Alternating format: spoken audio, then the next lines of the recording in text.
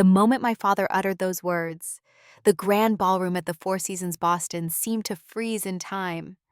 Crystal chandeliers suspended above us caught the light, casting prismatic rainbows across the faces of Boston's elite, who had gathered to celebrate my sister Caroline's 30th birthday.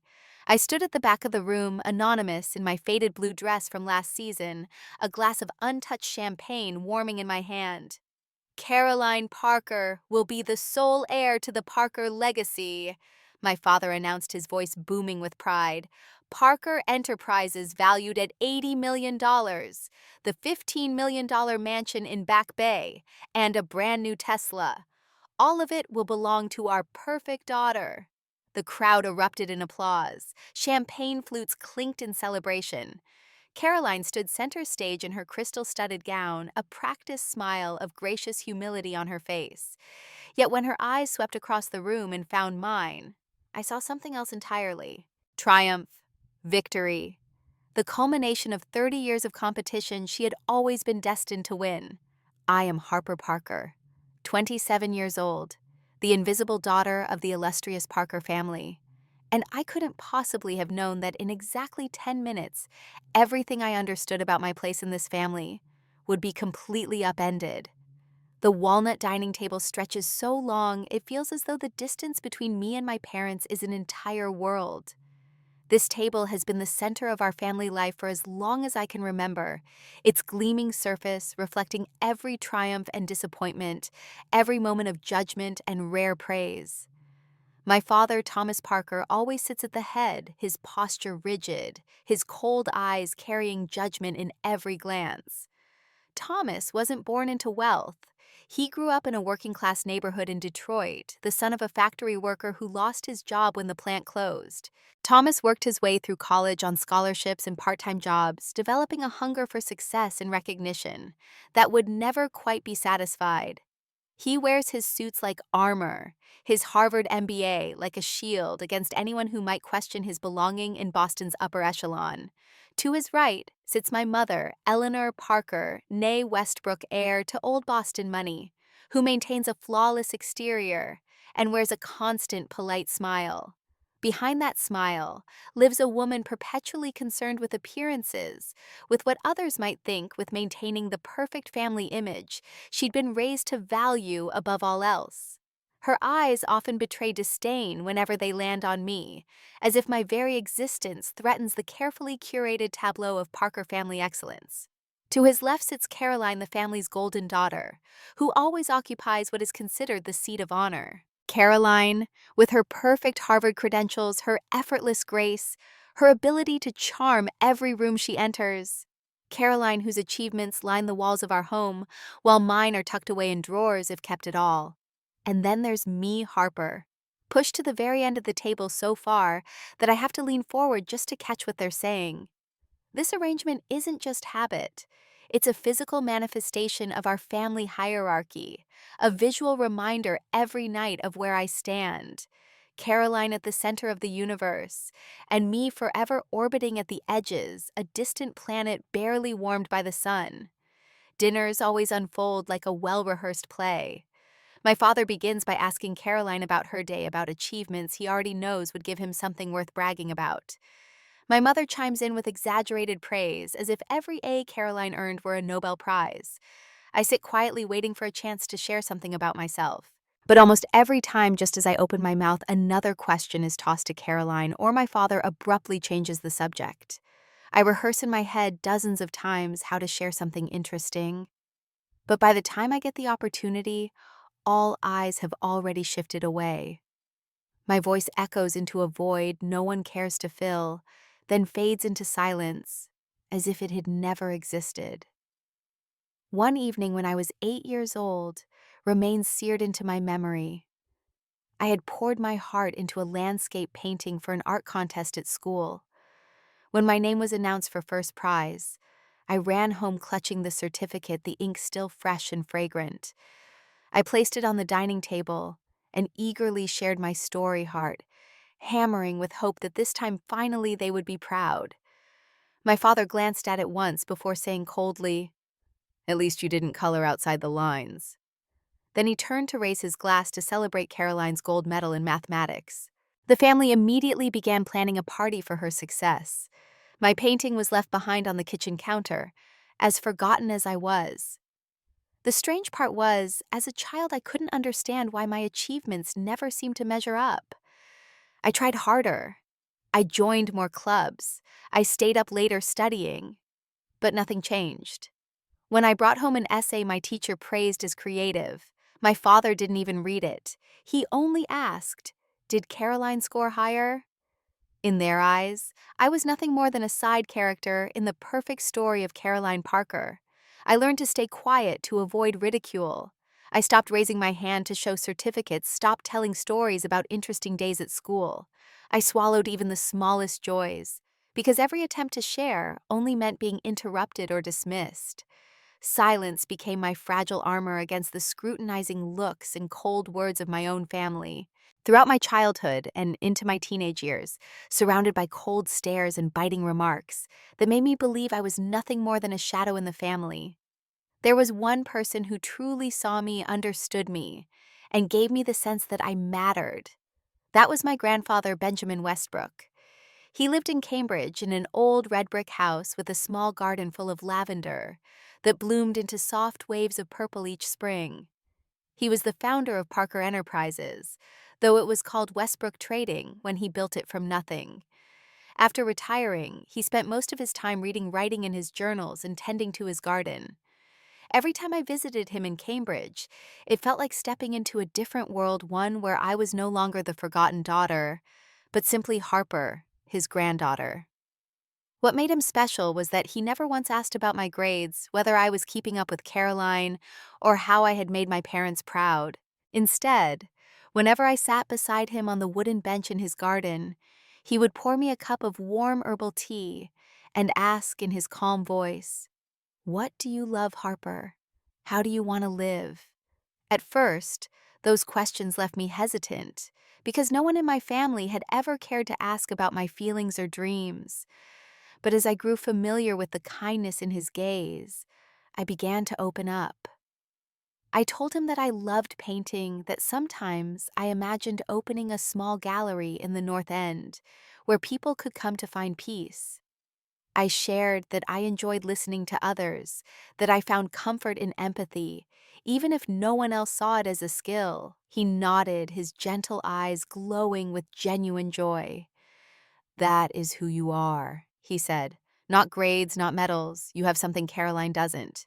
Patience, humility, and the ability to listen. One day when the time comes, you will understand the true value of those things."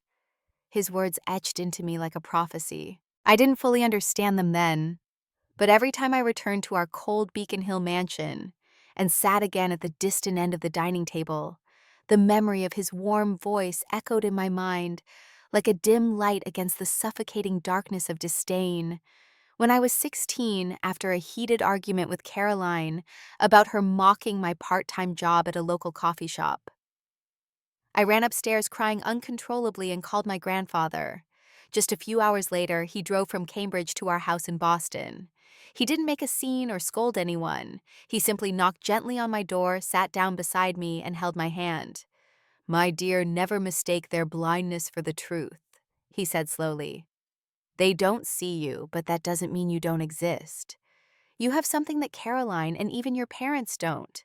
A heart that knows empathy. And one day people will realize that you are the one strong enough to carry the weight." I hugged him, feeling my heart ease for the first time in days.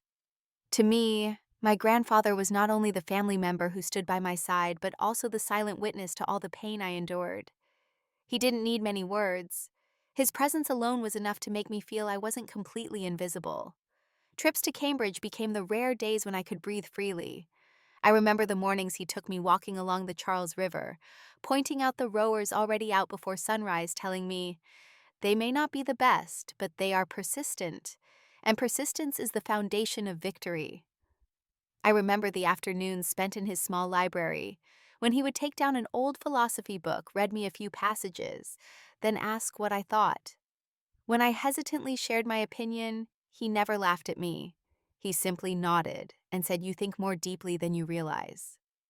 Those words, simple as they seemed, carried a quiet power that sustained me. Thanks to him, I began to believe that I wasn't completely useless. I didn't yet know how to prove myself to the world, but at least I had one person who believed in me. By the time I turned 16, the gap between Caroline and me was no longer just about praise or criticism at the dinner table. It had become a chasm impossible to fill. My father began taking Caroline with him to Parker Enterprises board meetings, the company he proudly called the family's empire. Though I knew from my grandfather, it had originally been Westbrook Trading until my father changed the name after taking control. I remember mornings when the sun was just rising over the Boston Common, and the black luxury car would already be waiting at our townhouse gate.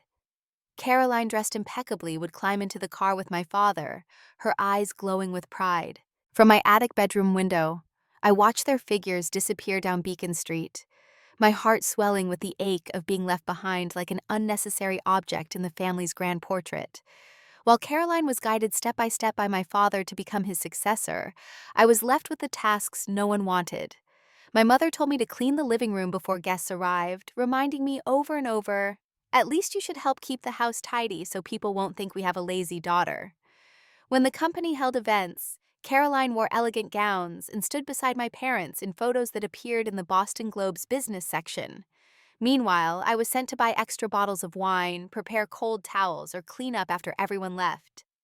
Even while living in the same house, I felt like a guest, someone present, but never considered a true part of the family. I knew I could not wait for recognition from them, so I searched for ways to take care of myself.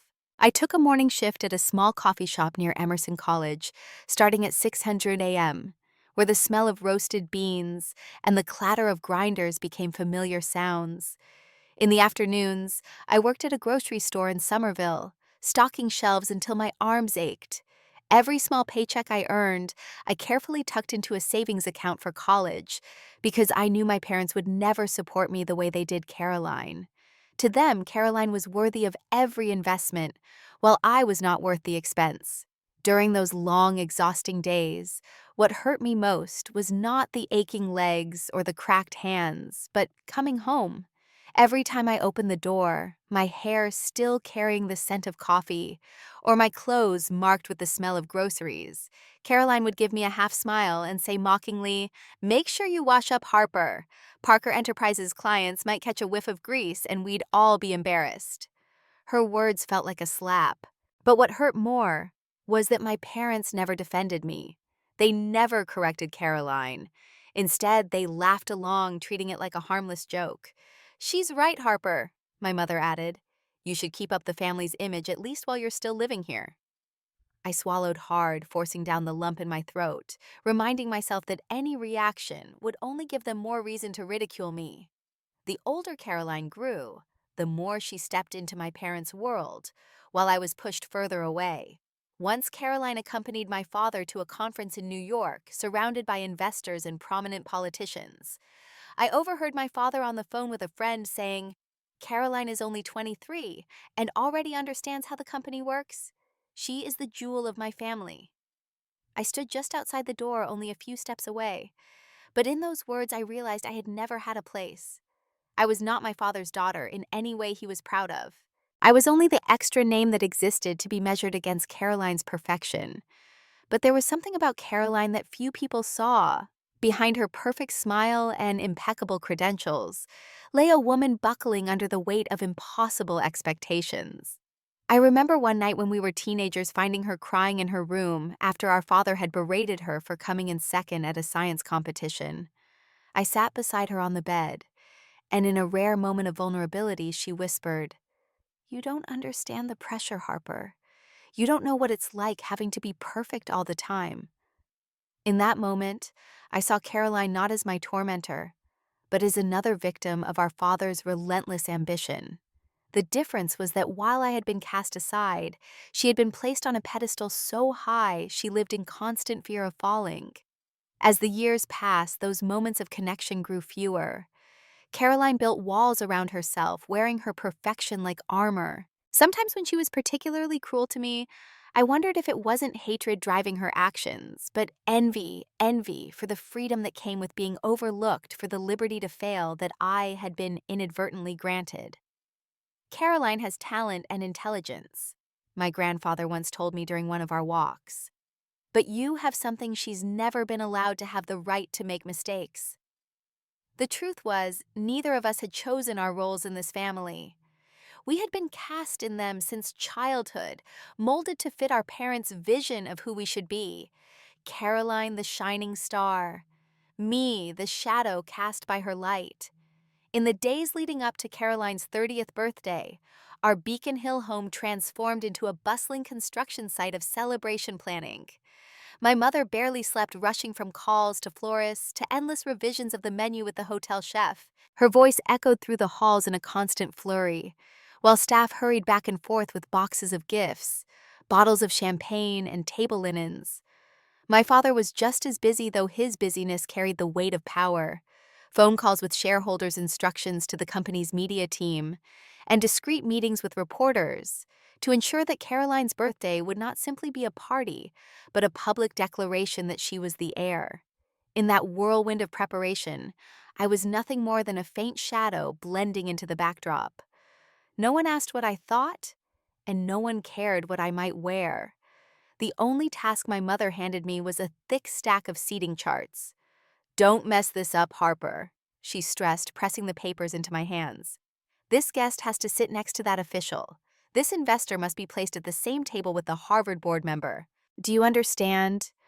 I nodded, though I knew perfectly well that my role at the party would be limited to making sure everyone else sat in the right place while I remained at the far back row where no light would ever reach. That day, my mother took Caroline to try on dresses on Newberry Street. The fitting room glittered with shimmering gowns, and the sales associates flattered her as if she were a Hollywood star. I stood outside, arms crossed, waiting silently for hours. No one thought of picking out a dress for me. When I finally let slip, "What about me?" my mother gave me a quick glance and brushed me off. "You can wear the blue dress from last year. No need to draw attention, Harper." I bit my lip and said nothing more. The truth was that dress was old. The zipper caught a little and the fabric had lost its sheen. But in their eyes, I was never meant to stand out in any photograph.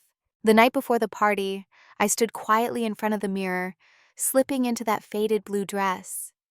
It pinched at the chest and hung loose at the waist, making me look awkward and out of place. I turned, staring at my reflection, and asked myself, would anyone notice me tomorrow, or would I just be a blur in the background of the frame? The answer was painfully clear, and yet I had no idea that tomorrow would be the last day I would ever stand in the shadows of my family. During the last few months, I had become increasingly concerned about my grandfather. His cough had worsened, and he moved more slowly, leaning heavily on his cane. When I suggested telling my parents about his declining health, he shook his head firmly. "Now is not the time to burden them with this," he said, though we both knew the truth was that they wouldn't care enough to be burdened. One afternoon, just a week before Caroline's birthday party, he led me into his library, a room lined with leather-bound books and smelling of old paper and pipe tobacco. He walked to a painting of the Boston Harbor that hung behind his desk, swung it open on hidden hinges to reveal a safe embedded in the wall. "When the time comes, open this," he said, his voice steady despite his frail appearance. "Everything will become clear." Before I could ask what he meant, he changed the subject, asking me about my latest painting. But the moment stayed with me, a quiet foreboding that something significant was about to happen. Later that week, I accidentally overheard my father on the phone in his study, talking about restructuring the company to minimize Benjamin's lingering influence. The cold calculation in his voice sent shivers down my spine. I wondered if my grandfather knew what was happening behind his back, if that was why he had shown me the safe. The morning of the party, the whole family headed to the Four Seasons Boston. A long limousine waited at the door, the driver in a black suit holding the door open, as my parents and Caroline stepped inside. I quietly adjusted my dress and slipped into the back row of seats. Caroline glowed in her brand new gown, the crystal neckline sparkling her smile wide, as if the entire world revolved around her. My parents fussed over her, straightening her father's tie, coaching her on greetings and handshakes, while I sat in silence staring out the window at the familiar streets I once walked to my part-time jobs. The contrast made me feel like an outsider who had mistakenly boarded the car of a family that never truly considered me one of them. When we arrived at the hotel, the sight nearly overwhelmed me. Chandeliers poured down golden light across the gilded lobby. Hundreds of staff hurried about arranging tables, and the air was thick with the scent of expensive perfume. I was handed a seating chart and told to check every place card to make sure guests sat exactly where they were supposed to. No one asked if I had eaten or if I needed a break. I was simply another cog in the machinery, a small replaceable part, and most of all, a figure destined to be hidden in the day's grand picture. Music swelled as the great doors to the ballroom opened, revealing a space drenched in crystal light. From my place at the very back, I could see the entire room like a glittering stage. Guests streamed in renowned business figures I had only ever seen in the news-polished politicians in tailored suits and Caroline's Harvard friends, each one radiating the effortless confidence of people born to be celebrated. Laughter rippled through the air, glasses clinked in rhythm, and together they painted a portrait of extravagance, one I knew I would never belong to.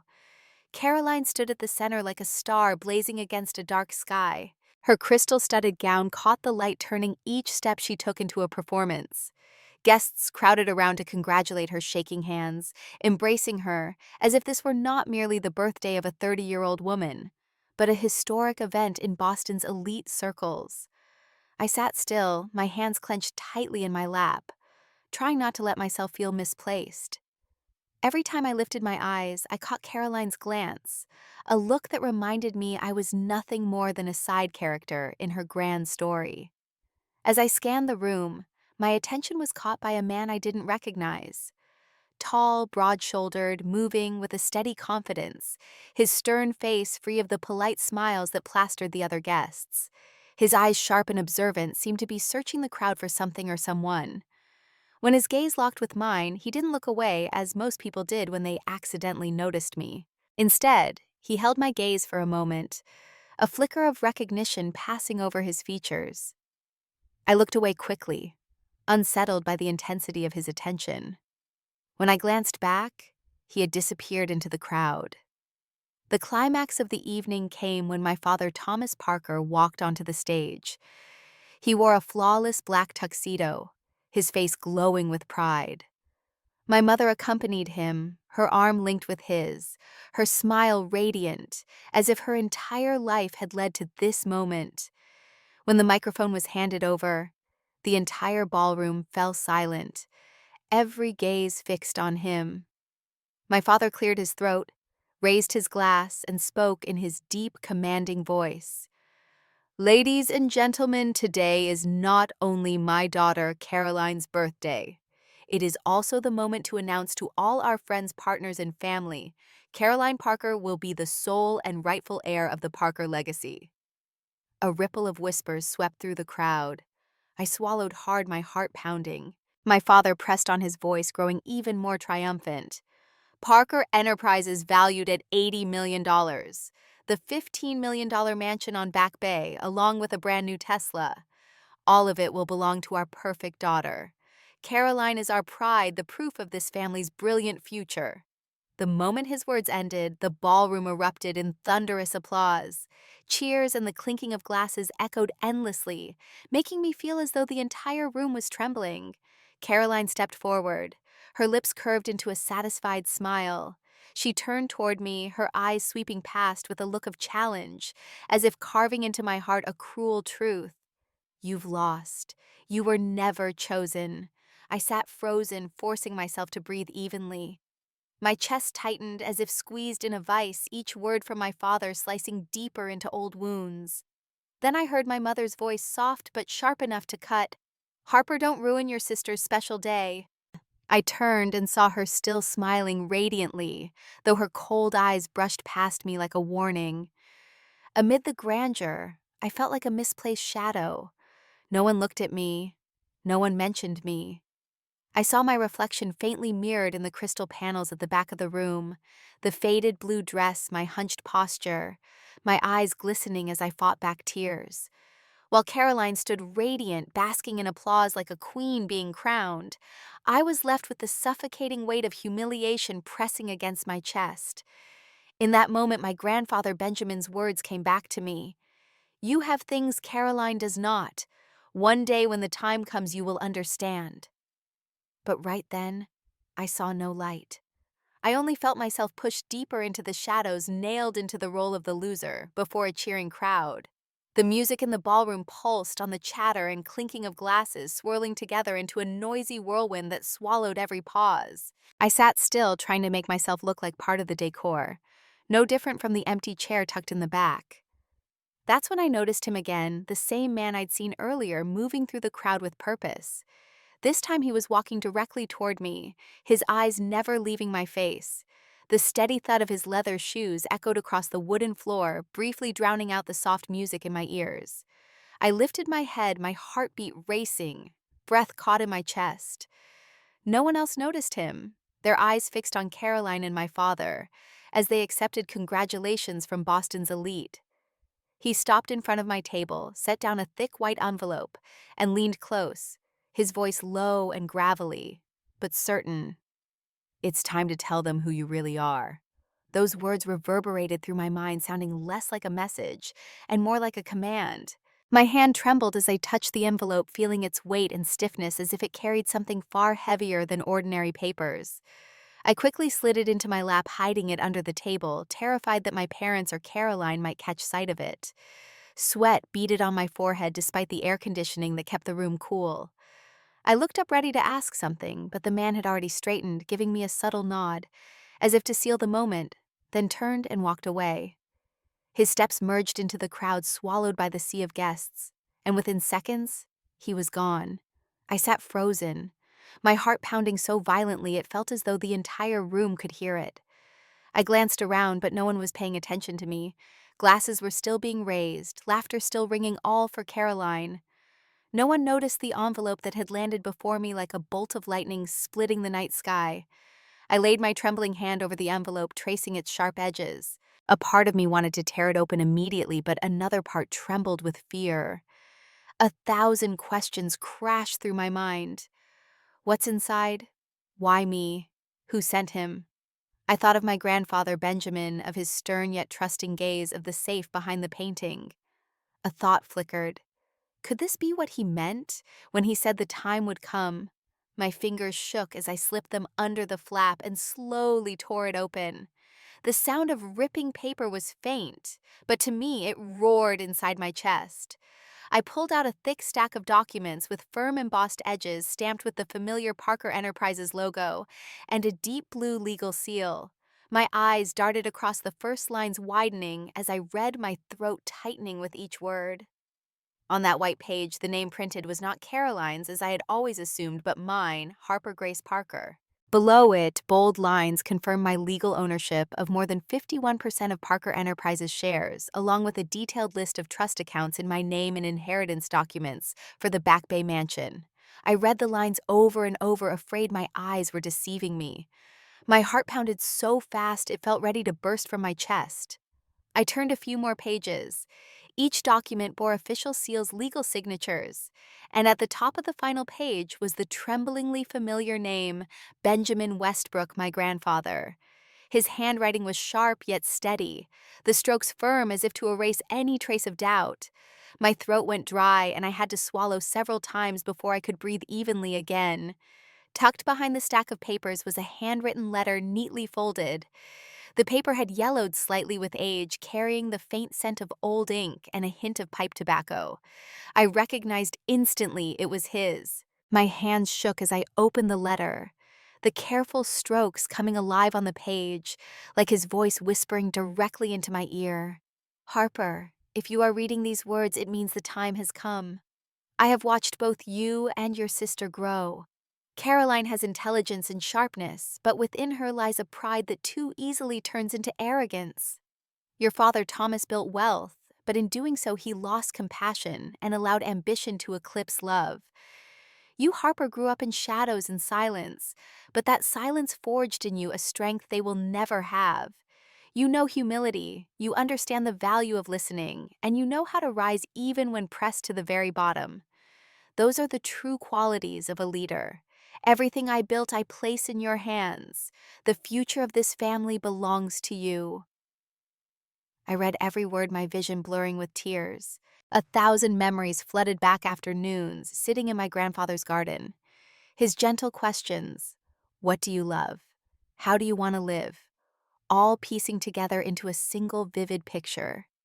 He hadn't only comforted me with words, he had been preparing me all along quietly but deliberately, so that today, in the very moment the world saw me as nothing but a shadow, he placed in my hands the brightest light. I bit my lip, holding back sobs. In my head echoed Caroline's mocking laugh, my father's jeers, my mother's cold comparisons. For years, they branded me the invisible one, turning me into the family's afterthought, even at the dinner table where I sat so far away. Yet here in my hands lay undeniable proof of the opposite. My grandfather had never been blind.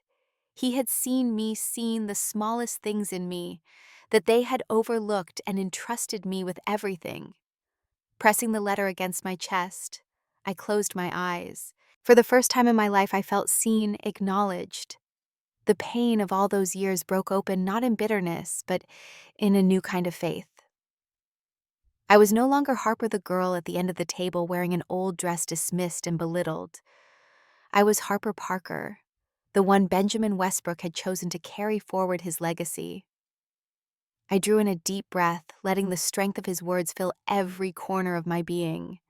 Outside, the music still played, the applause still thundered. Caroline still stood on stage, soaking in the praise. No one knew that in the far corner of the room, the entire balance of power had quietly shifted. In my hands was the truth that would change everything, proof that I was more than they had ever allowed me to be. I looked down at the documents once more, then raised my head, my gaze steadier than it had ever been.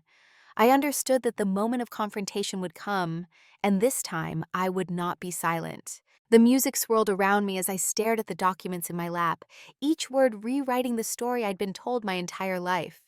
The weight of the truth pressed against my chest, making it difficult to breathe.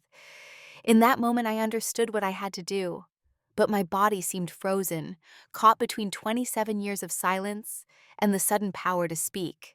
I placed the documents carefully back into the envelope and stood. The chair scraped lightly against the wooden floor, though no one noticed the sound amid the celebration. I smoothed down my faded blue dress and took a step toward the stage where my father and Caroline still basked in applause.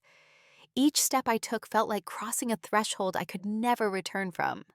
The physical distance between my table at the back of the room and the stage seemed to represent all the years I'd spent in the shadows, all the dinners at the far end of the table, all the achievements ignored. As I approached the stage, a few nearby guests turned in surprise. I rarely drew attention, and now I was walking directly into the spotlight. I climbed the first step, then the second. My heart thundered in my chest, but my hands were steady as they clutched the envelope. My father was in the middle of accepting congratulations from the mayor of Boston when he spotted me approaching. His smile froze his eyes, narrowing in confusion and irritation. "Harper," he said in a low voice, meant only for me to hear, "Get down this instant. This isn't the time for whatever this is." I met his gaze without flinching, perhaps the first time in my life I'd done so. "Actually, Father," I said, my voice stronger than I expected, "this is exactly the time." I stepped up to the microphone before he could stop me. The ballroom fell silent, hundreds of eyes suddenly fixed on me. The sensation was dizzying after a lifetime of invisibility. Caroline's mouth opened in shock, her perfect composure cracking for the first time that evening. "Good evening," I said into the microphone, my voice echoing across the silent ballroom. "For those who don't know me, and I suspect that's most of you, I'm Harper Parker, the other daughter." Confused murmurs rippled through the crowd. Some guests exchanged glances, while others looked embarrassed, suddenly realizing they had indeed forgotten or never known that Thomas Parker had two daughters. Harper, my mother hissed from behind me, her smile still fixed in place, though her eyes blazed with anger. Don't make a scene! I ignored her and held up the envelope. I've just received something interesting. Legal documents signed by my grandfather, Benjamin Westbrook, the founder of what is now Parker Enterprises. My father lunged forward, reaching for the envelope, but I stepped away, continuing to speak with a calm that surprised even me. These documents confirm that I, not Caroline, am the majority shareholder of Parker Enterprises, 51% to be precise, along with ownership of the Back Bay Mansion and all associated trust accounts. The ballroom erupted in gasps and whispers. Camera flashes popped across the room as reporters recognized the unfolding drama. I caught sight of Caroline's face, her perfect smile completely gone, replaced by a look of utter disbelief. That's impossible. My father growled, his composed public persona crumbling. Give me those papers, they're obviously fake. I pulled out the top document, holding it up so the Parker Enterprises logo and blue legal seal were clearly visible under the chandelier light. They're quite real, father. Every signature verified, every transfer legal and binding. Grandfather made sure of that. My mother stepped forward, her voice a forced whisper. Harper, stop this nonsense immediately. You're embarrassing yourself and this family. For once, mother, I am not the one who should be embarrassed, I replied loud enough for the front rows to hear. I'm simply stating facts, facts that were meant to be revealed tonight. The mystery man who had delivered the envelope suddenly appeared at the edge of the stage. He climbed the steps with deliberate confidence and stood beside me. The room fell silent once more. My name is Michael Keating, he announced, his voice carrying across the ballroom without need of the microphone. I am the personal attorney of Benjamin Westbrook. I can confirm that every document in Miss Harper Parker's possession is authentic and legally binding. The transfers were executed last month with Mr. Westbrook of sound mind and body, witnessed by myself and 2 other attorneys. My father's face flushed deep red. This is preposterous. Benjamin had no right. He had every right, Michael interrupted calmly. As the founder and majority shareholder of what was originally Westbrook Trading, later renamed Parker Enterprises, he retained full legal authority to designate his successor. He chose Harper. Caroline finally found her voice. She stepped forward, her crystal-studded gown catching the light as she moved. This must be a mistake, she said, her voice trembling slightly. I've been groomed for this position my entire life. Harper knows nothing about running a company. I turned to face my sister directly. You've been groomed to be what father wanted you to be. But grandfather saw something different in both of us. He made his choice based on what the company truly needs for its future, not based on who could most perfectly follow father's footsteps. The ballroom doors at the back suddenly opened, and a hush fell over the crowd. Slowly leaning heavily on a wooden cane, my grandfather Benjamin Westbrook entered. Despite his frail appearance, he walked with dignity down the center aisle, his gaze fixed on the stage. The crowd parted for him, instinctively whispers following in his wake. He had been a legend in Boston business circles before his retirement, and his unexpected appearance sent shockwaves through the room. I hadn't expected him to come. His health had been declining, and he rarely attended public events anymore. When he reached the stage, I rushed down the steps to help him. He smiled at me with the same gentle kindness that had sustained me throughout my childhood, then turned to face the crowd. I believe, he said, his voice thin but clear, that some clarification is needed. My father stepped forward. Benjamin, what is the meaning of this? These documents are exactly what they appear to be, my grandfather finished, my final decision as the founder of this company. But why? My mother demanded, abandoning her usual composed demeanor. Why? Harper Caroline has been preparing for this role for years. Harper has no experience, no education for this. My grandfather's eyes, though aged, remained sharp and penetrating as he addressed the room. I know what I signed, and I know why I signed it. His gaze swept across the sea of faces before settling on my sister. Caroline has talent, intelligence, and drive. These are valuable qualities.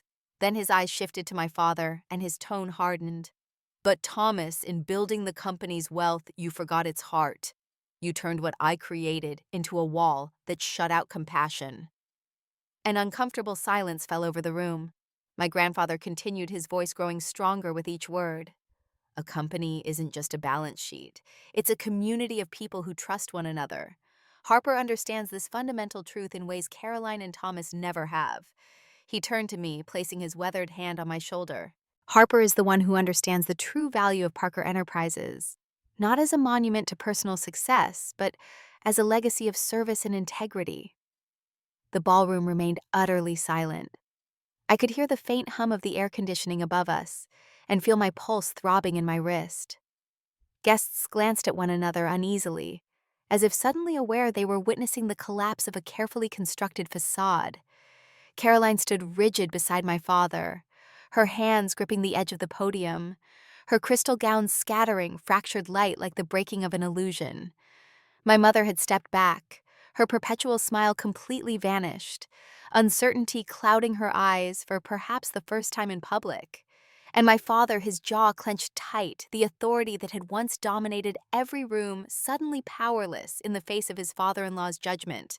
"Benjamin," my father finally said, his voice strained with forced calm, "this is hardly the appropriate venue for a family discussion. Let's continue this privately." "On the contrary," my grandfather replied, "this is precisely the right venue. You chose to make a public announcement about the company's future tonight. I'm simply providing the accurate version." A murmur of agreement rippled through some of the guests. I noticed several of the company's longtime employees exchanging glances, some with barely concealed satisfaction. My father's face darkened. He tugged at his bow tie as if it had suddenly become too tight, then abruptly stepped away from the microphone. "We'll see what the lawyers have to say about this," he muttered, just loud enough for those of us on stage to hear. He grabbed my mother's arm and pulled her toward the exit. She followed with one last venomous glance at me, her heels striking the floor in hurried staccato beats. They strode quickly out of the ballroom, the door swinging shut behind them with a heavy thud. Caroline remained on stage, seemingly frozen in place. Her perfect poise had crumbled completely, leaving her looking suddenly younger and more vulnerable than I had seen her in years. Her wide eyes fixed on our grandfather, searching for some explanation. "Grandfather," she whispered, her voice small, "why didn't you tell me?" Benjamin's expression softened as he looked at her. "Caroline," he said gently, "you have the talent to do great things. But greatness always begins with how we treat others, especially those we believe are beneath us." His gaze flickered briefly to me before returning to her. "If you wish to walk a long path in this world, you must first learn to see everyone's value, not just your own." Tears welled in Caroline's eyes. Not the practiced photogenic tears she had perfected for moments of public emotion, but raw and genuine. Her chin trembled as she struggled to maintain composure. Without another word, she turned and walked off the stage, disappearing into a side door, rather than following our parents' dramatic exit. My grandfather turned to the stunned crowd and spoke with renewed authority. "From tonight onward, Parker Enterprises will return to the principles upon which it was founded, creating dignified work, conducting business with integrity, and valuing people as much as profit. Those who stand with us for these values are welcome to stay. For those who only seek status and wealth, the doors are not locked." A low murmur of approval rose from several corners of the room. An older woman, one of the company's first employees, I later learned, raised her glass in a silent toast. Others followed, nodding in agreement. In that moment, I realized the invisible network that had sustained the company through decades was shifting its allegiance. Michael Keating stepped forward and addressed the crowd. "A formal announcement regarding the leadership transition will be issued tomorrow. For now, I suggest we allow Miss Harper time to process these changes." He gestured toward the back of the room where servers were still circulating with champagne. "Please continue to enjoy the evening." Slowly, the tension in the room began to dissipate. Guests broke into small clusters, their excited whispers creating a buzz throughout the ballroom. I knew I had become the subject of every conversation, but for once being seen didn't feel like a threat. My grandfather leaned close to my ear, his voice low enough that only I could hear. "You don't need to be perfect, Harper. You don't even need to be like me. You only need to hold on to what I've always seen in you, your capacity to listen, to care, and to stand firm when it matters most." I nodded, feeling tears prick at the corners of my eyes. He squeezed my hand gently, then whispered, "There's more in that safe at my house. Things you'll need in the days to come. The key is taped beneath the letter I wrote you." Before I could ask what he meant, Michael approached us. "Mr. Westbrook, perhaps you should sit down. It's been a long evening." My grandfather nodded suddenly, looking tired. I helped him to a chair at the edge of the stage, worry creasing my brow. Despite the triumph of the moment, I couldn't help but notice how frail he appeared under the bright lights. "I'm fine," he assured me, seeing my concern. "Just tired. This was necessary but not easy."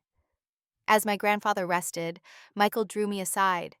"Your father will challenge this," he warned quietly. "He's already been trying to restructure the company to diminish your grandfather's influence. That's partly why Benjamin acted when he did." "How did you know to find me here tonight?" I asked. "I've been watching you for some time," Michael admitted. "At your grandfather's request. He wanted to be sure you were ready." "Ready for what?" "For the fight that's coming," he replied grimly. "Thomas won't give up control easily." As if to confirm his words, my phone buzzed in my small evening purse. I pulled it out to find a text from my father. "This isn't over. Expect to hear from our attorneys in the morning." I showed the message to Michael, who merely nodded. "As expected, but don't worry, your grandfather has prepared for this moment for years. Every document is ironclad." The weight of what had just happened began to settle on my shoulders. In a single evening, I had gone from the forgotten daughter to the majority owner of an $80 million company. The responsibility was dizzying. "I don't know how to run a company," I confessed to Michael, voicing the same doubt Caroline had raised. He smiled slightly. "That's exactly why your grandfather chose you. Because you know what you don't know." He glanced around the room, then added, "And because you understand something your father and sister never have, that a business is built on relationships, not just transactions." Throughout the remainder of the evening, various guests approached me cautiously, introducing themselves as if meeting me for the first time, which in many ways they were. Longtime employees, business partners, even friends of the family, who had overlooked me at countless previous events, now sought me out. A woman in her 60s with silver hair and keen eyes approached and introduced herself as Margaret Chen, the company's first human resources director, hired by my grandfather 30 years earlier. "I've waited a long time to see the company return to its roots," she told me, her voice warm with approval. "Benjamin built something special.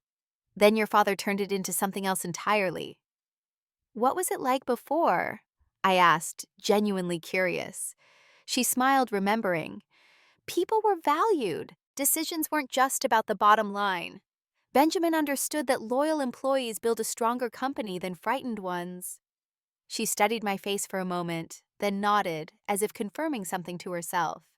"You have his eyes, not just the color, the way you look at people really seeing them." As the night progressed, I learned more about the company from its employees than I had ever heard from my father's boasting.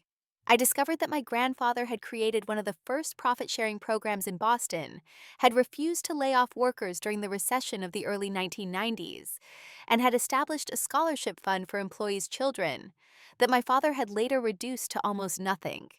By midnight, the crowd had thinned considerably. My grandfather had left earlier, escorted home by his nurse, who had arrived discreetly at Michael's call. I stood at the edge of the now quiet ballroom, trying to process everything that had happened. A movement near the side door caught my attention. Caroline stood there watching me. Her perfect makeup was smudged from tears, her crystal-studded gown now seeming more like armor than finery. After a moment's hesitation, she walked toward me.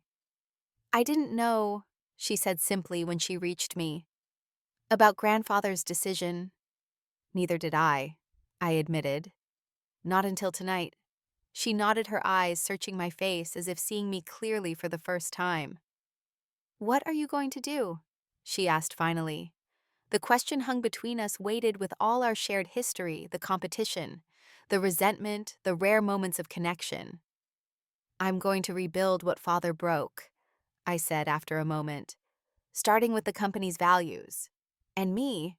Her voice held a vulnerability I hadn't heard since we were children. "What happens to me in your new vision?" I studied my sister, seeing beyond the perfect facade to the woman who had been as trapped by our parents' expectations as I had been, just in a different way. That depends on you, I said honestly. You have incredible skills, Caroline. Intelligence, education connections, but you've been using them to please father, not to build something meaningful. She flinched slightly at my words but didn't deny them. If you want a role in the company, I continued, it won't be the one father promised you. It would be one based on what you can actually contribute, not on your status as the favorite daughter. Caroline was quiet for a long moment, processing my words. Finally, she asked, "How did you do it?" "Do what?" "Survive being the one they overlooked." Her question seemed genuine, stripped of its usual condescension. I always thought you were weak for accepting it, but maybe it took a different kind of strength. I considered her question carefully. I found value outside their approval, I said finally.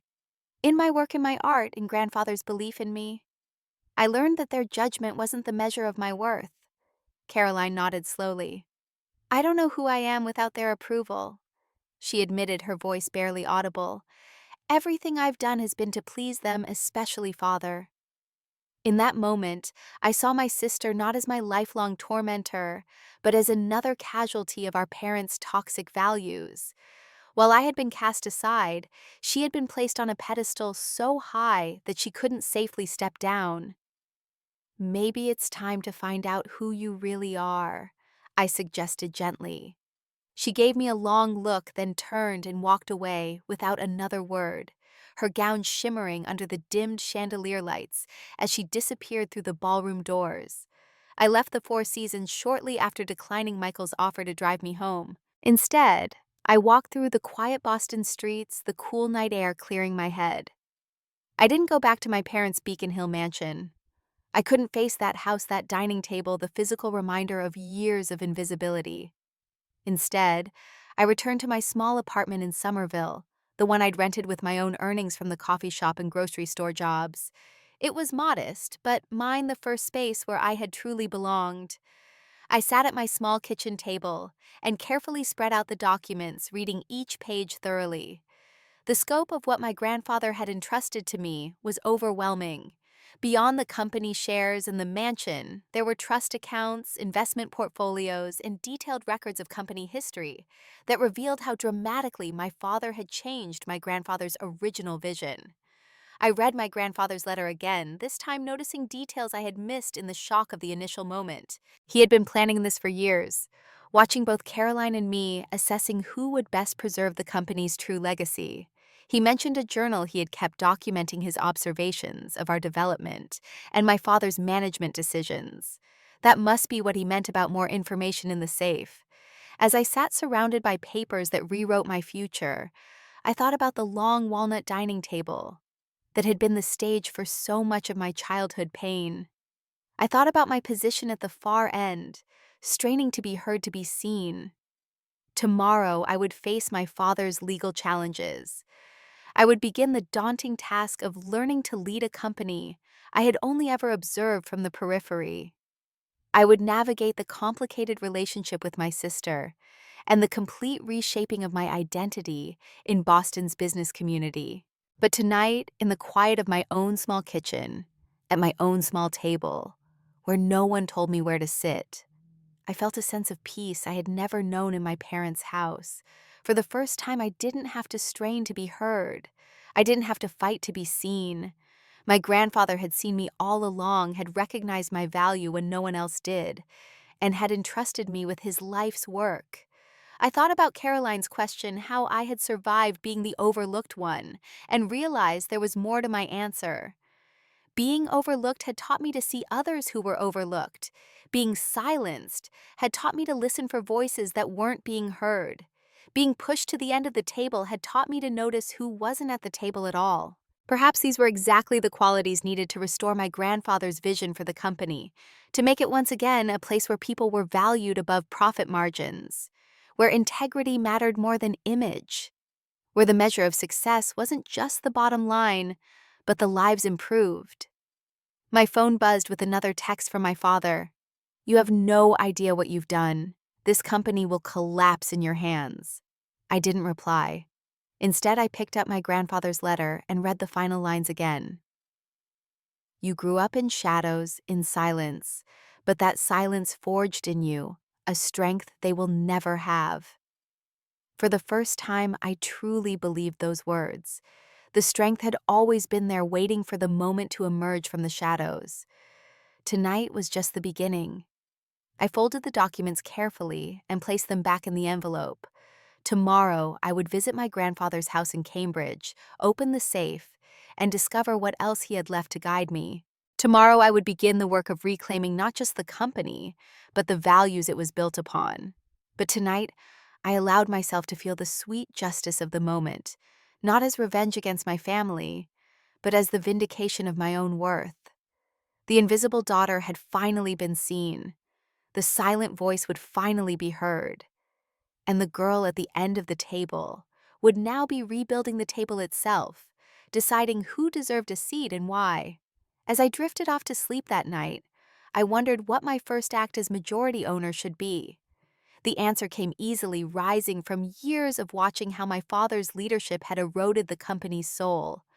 I would restore the employee scholarship program my grandfather had created, the one my father had gutted.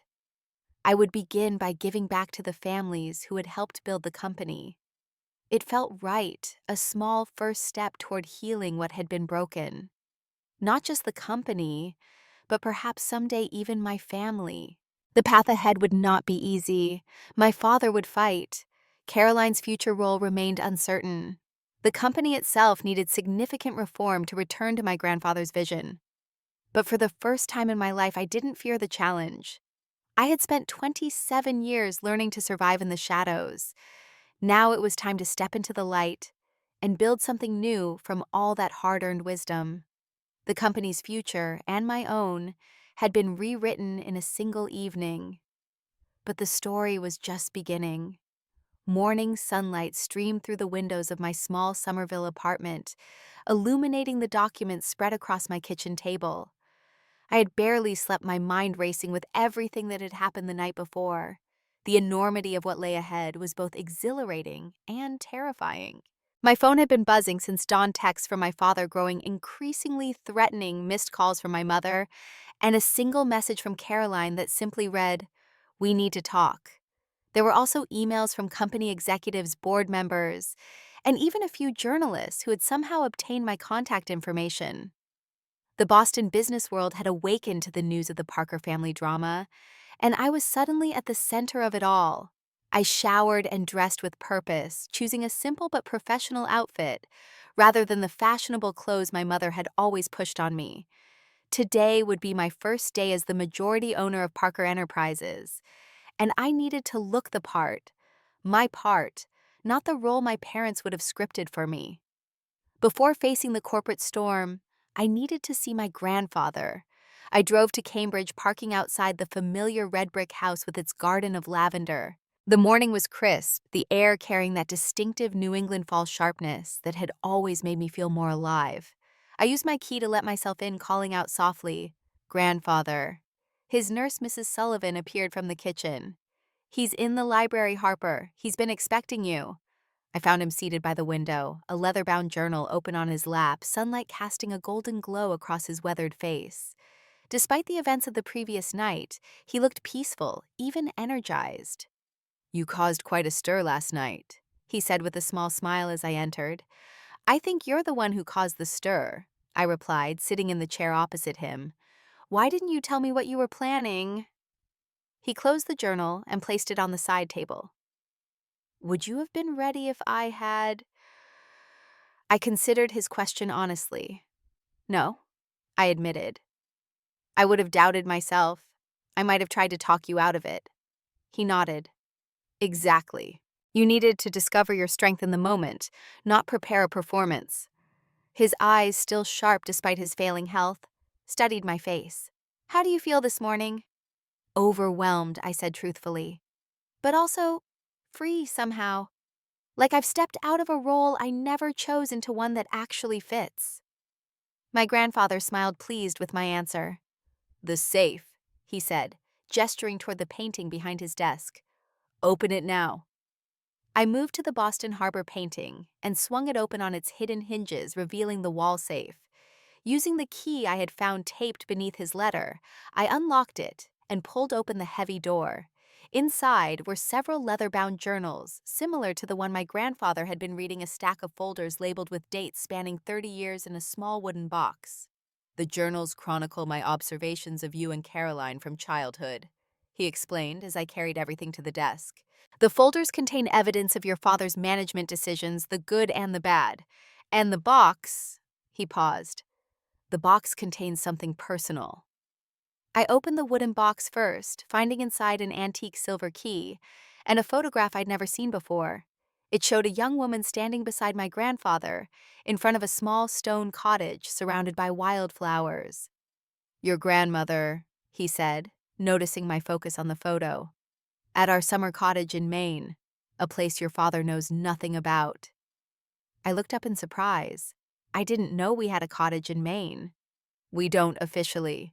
It's in a trust, separate from the family assets. I purchased it before I married your grandmother, and we kept it as our private retreat. His eyes grew distant with memory. It's where I did my best thinking away from the noise of the city and business. The key opens the front door. The cottage and the land around it now belong to you. I held the key tightly, touched by this private gift. Thank you. You may need a place to retreat in the days ahead, he said, his expression growing serious.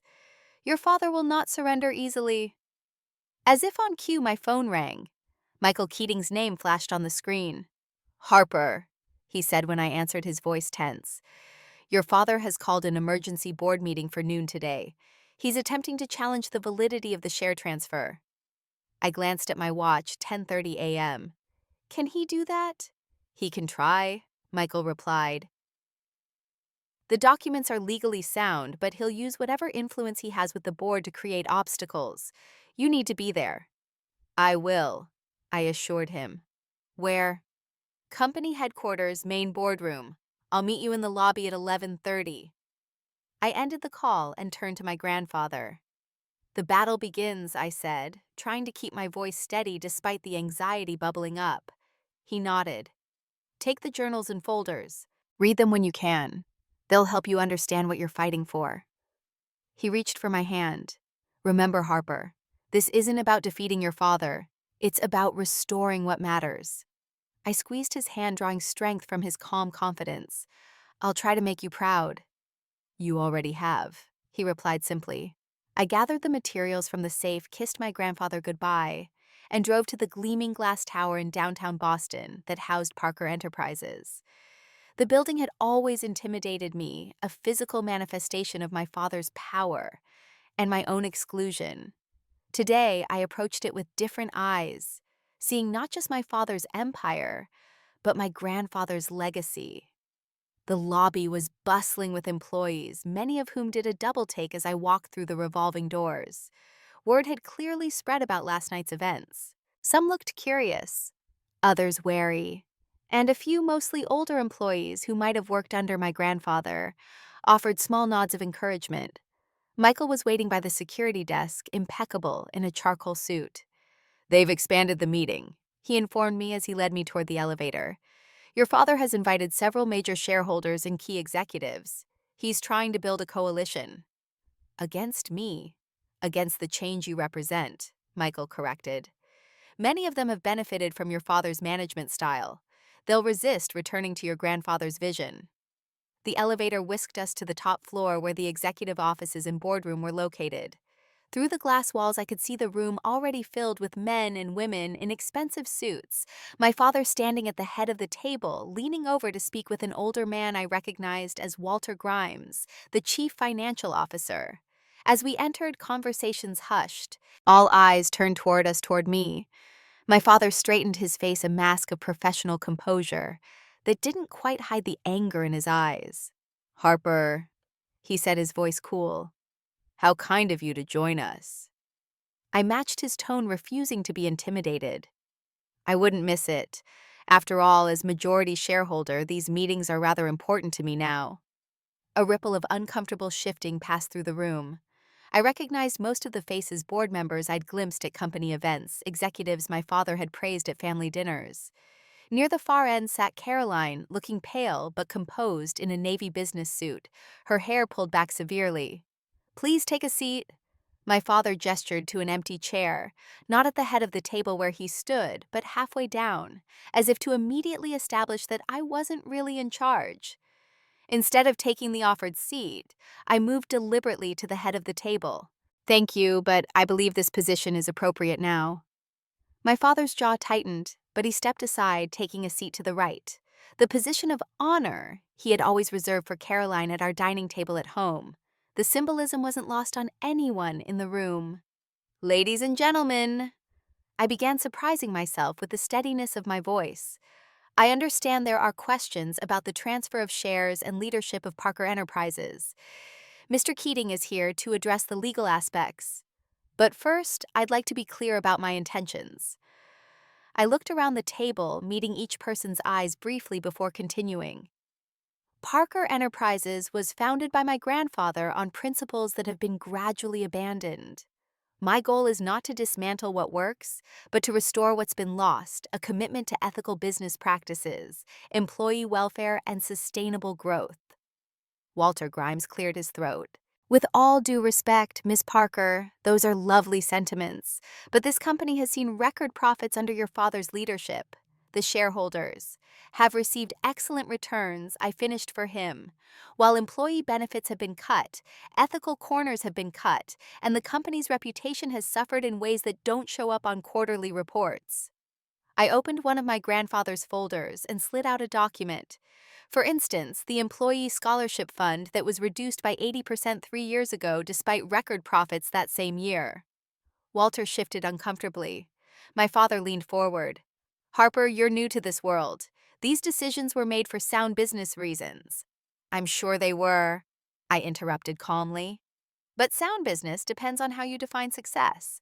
Grandfather defined it differently than you do." Michael stepped forward, placing a stack of documents on the table. "I've prepared copies of the legal transfer of shares for everyone. As you'll see, everything is in order. Ms. Parker now holds 51% of voting shares.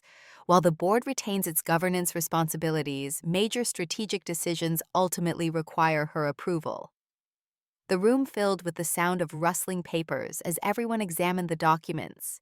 My father sat rigid in his chair, his expression carefully neutral, though I could see the pulse throbbing in his temple. "This is highly unusual," said Rebecca Chen, the head of legal affairs. "Mr. Westbrook transferred these shares without any transition period or preparation of the new majority shareholder." "My grandfather believed I was prepared in ways that weren't obvious," I replied. "Not through Harvard Business School or board meetings, but through understanding the company's original values." "Values don't pay dividends," muttered someone down the table. "Actually, they do," I countered. "Long-term loyalty from employees reduces turnover costs. Ethical practices prevent costly scandals and lawsuits. Community investment creates customer goodwill." My grandfather understood this. Somewhere along the way, we forgot. My father stood suddenly. "This is absurd. Harper has no experience, no qualifications. She's worked in a coffee shop, for God's sake. She'll run this company into the ground within a year." For the first time, Caroline spoke up. "That's not fair, father." All eyes turned to her in surprise. "Harper may lack formal business education, but she knows people. She listens. That's a skill, too." The room fell silent. My sister's defense was the last thing anyone had expected, myself included. Our eyes met briefly across the table, and I saw something I'd rarely seen from Caroline: respect. My father looked between us, momentarily thrown off balance by this unexpected alliance. He recovered quickly. "Sentiment won't satisfy the shareholders when profits fall." "Perhaps," I acknowledged, "but I'm not proposing we abandon profitability. I'm proposing we achieve it ethically with a longer view of success." I turned to Walter. "I'd like to see projections for restoring the employee scholarship program and healthcare benefits to their previous levels." Walter blinked in surprise. "That would increase expenses significantly, and potentially decrease turnover, increase productivity, and improve recruitment," I countered. "I want to see the full analysis, not just the cost side." My father laughed shortly. "You see, this is what happens when you put someone with no business acumen in charge. Costs go up, profits go down, shareholders revolt." I kept my voice steady. "Or perhaps this is what happens when you remember that a company is made of people, not just numbers on a spreadsheet." For the next 2 hours, the meeting continued. In this vein, challenges to my authority, questions about my qualifications, and thinly veiled threats about what might happen if I pursued my grandfather's vision too aggressively. Through it all, I remained calm, allowing Michael to handle the legal questions, while I focused on articulating my vision for the company's future. By the end, it was clear the room had divided into factions, those loyal to my father, those intrigued by the return to my grandfather's values, and those still undecided waiting to see which way the wind would blow. As the meeting concluded, my father approached me, lowering his voice so only I could hear. "This isn't over, Harper. I built this company into what it is today. I won't watch you dismantle it with naive idealism."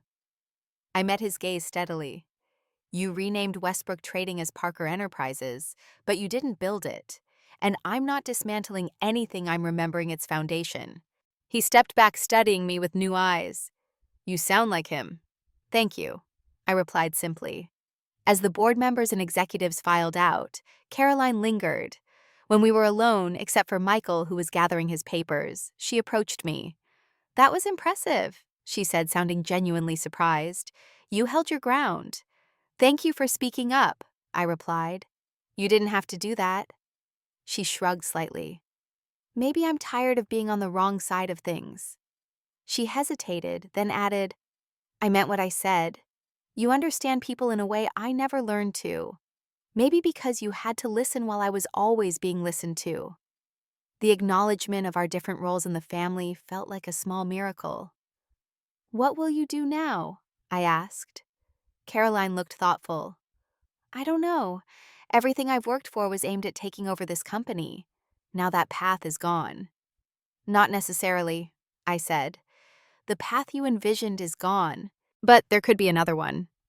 "What do you mean?" "You have skills I don't have: formal education, relationships with clients, technical knowledge of our operations. I could use those skills, just not in the role Father designed for you." She considered this, her expression unreadable. "I'll think about it," she said finally. "But first, I need some time.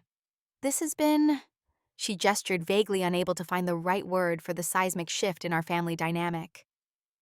"I understand," I assured her. "Take whatever time you need." After Caroline left, Michael turned to me. "That went better than expected. You handled yourself well." "It's just the beginning," I replied. "Father won't give up easily." "No, he won't," Michael agreed. "But neither will you, I suspect."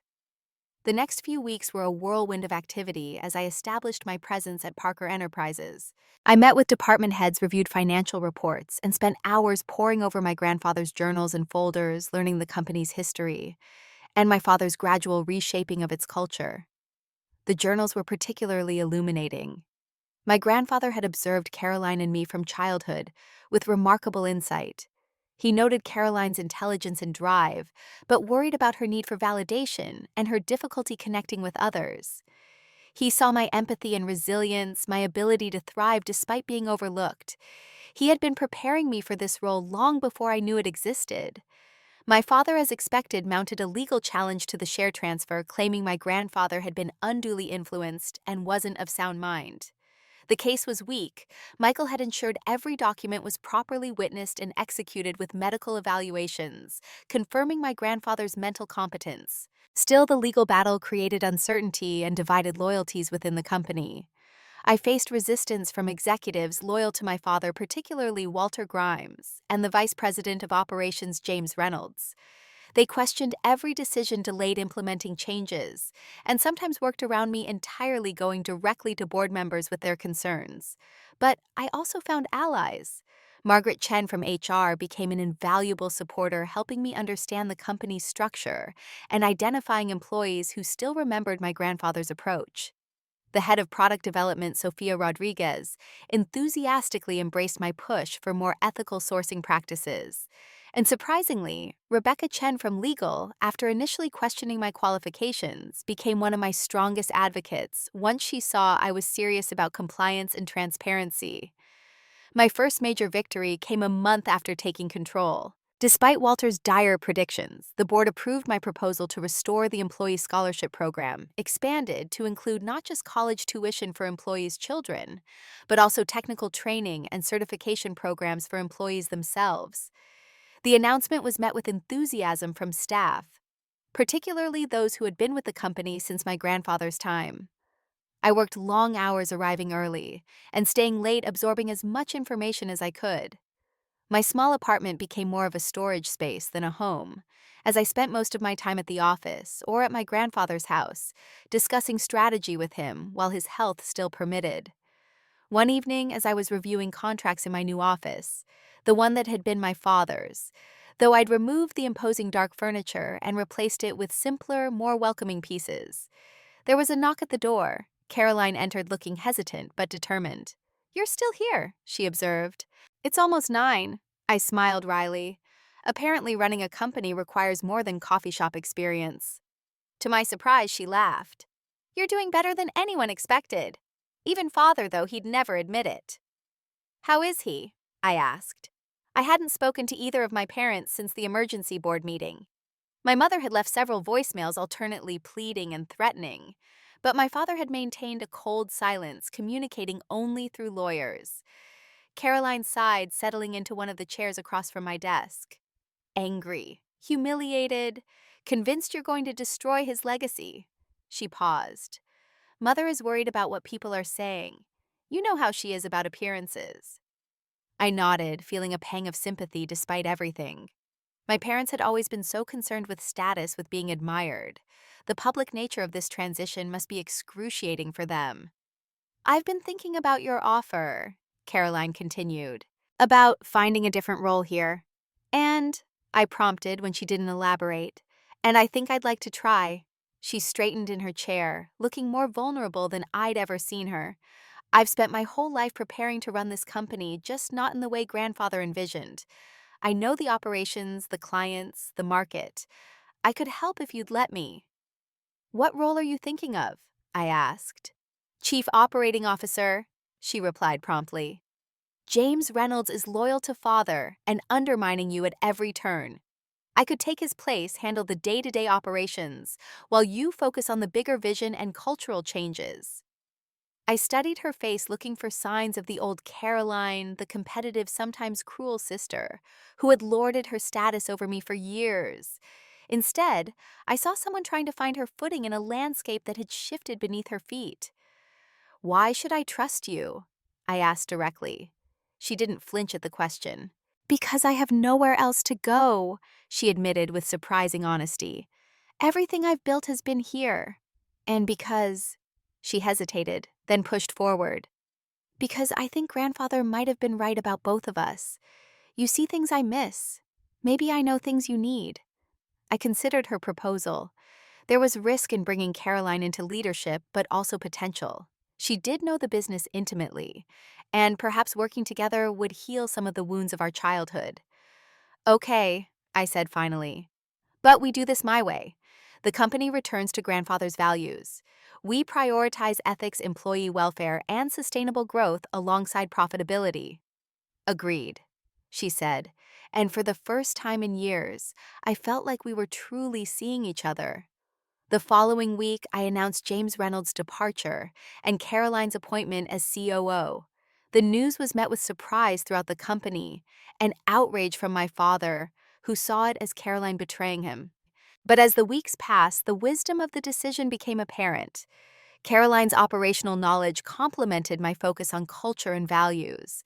Together, we began reshaping Parker Enterprises into something that honored our grandfather's vision while acknowledging the realities of modern business. 3 months after the night that had changed everything, I visited my grandfather in the hospital. His health had deteriorated rapidly, and we both knew our time together was growing short. "The cottage," he said weakly as I sat beside his bed. "Have you visited it?" I shook my head. "I've been too busy with the company."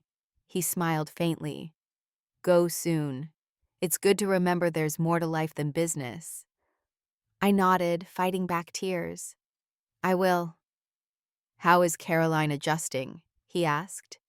"Better than I expected," I admitted. She knows the company inside out, and I think she's discovering who she is beyond father's expectations. And you? He asked, his eyes still sharp despite his failing body. Are you finding your way?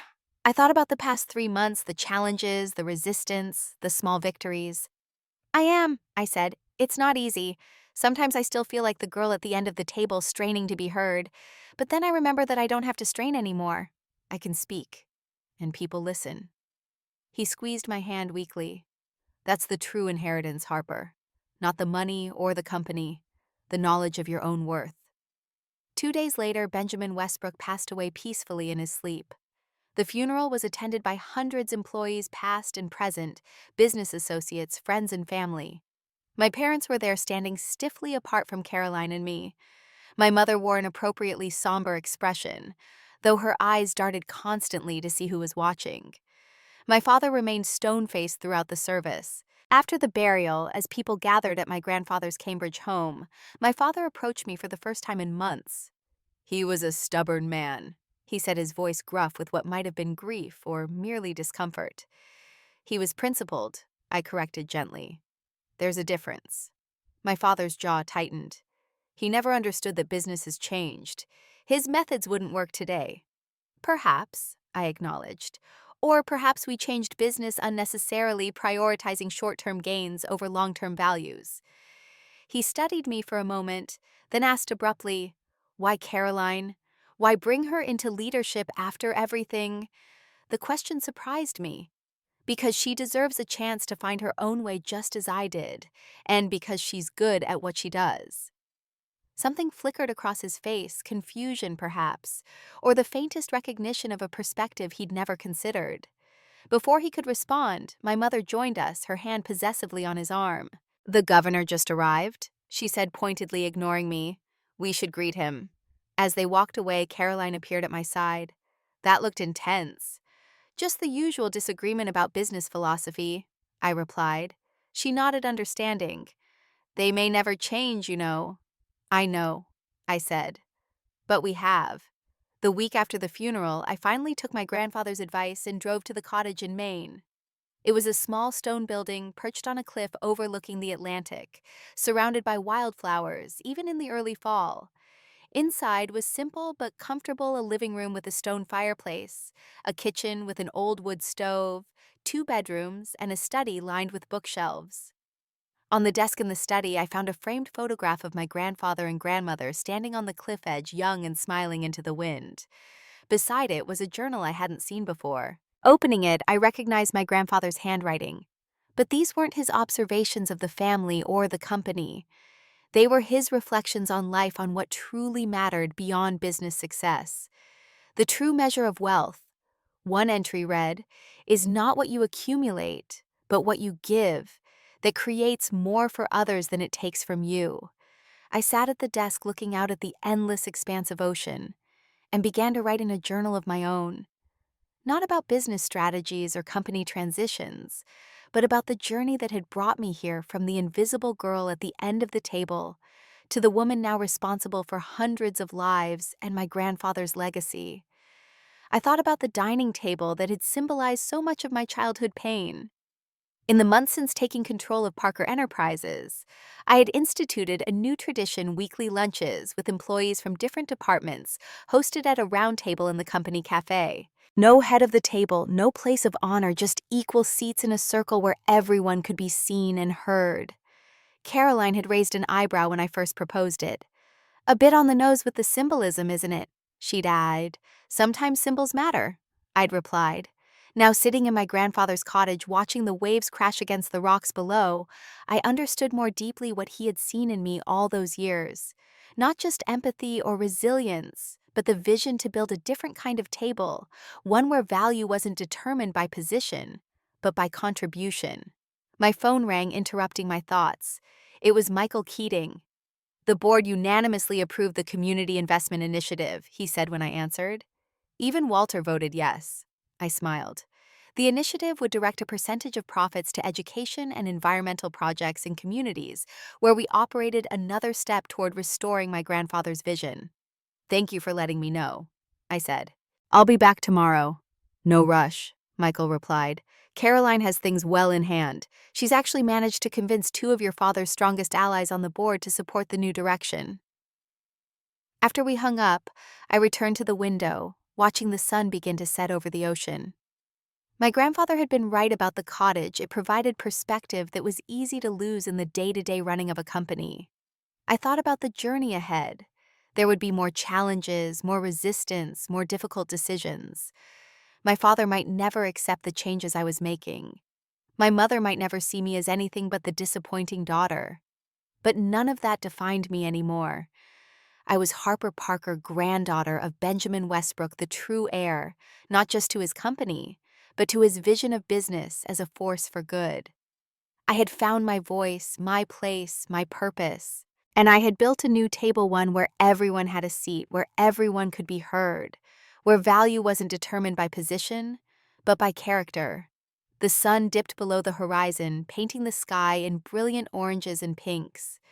Tomorrow, I would return to Boston, to the company, to the work of honoring my grandfather's legacy.